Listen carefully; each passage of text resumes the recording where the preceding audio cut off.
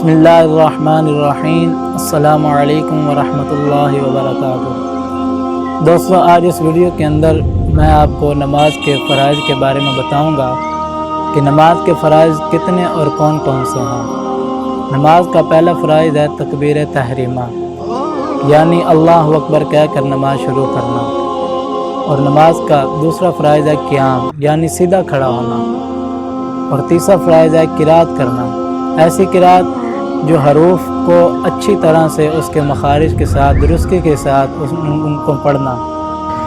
چوتھا فرائض ہے رکوع کرنا، یعنی اپنی کمر کو بالکل سیدھا کر دینا۔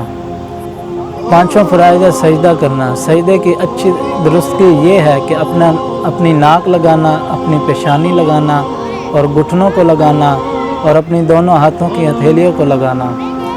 اور اس کے بعد چھٹا فرائض ہے قاعدہ اخیرہ، یعنی آخری التحیات بیٹھنا، اور ساتواں فرائض ہے خشوع بسنعی، یعنی سلام پھیرنا۔ اگر ان میں سے آپ کا کوئی بھی فرائض رہ جاتا ہے تو آپ کی نماز نہ ہوگی، آپ کی نماز قابل قبول نہ ہوگی۔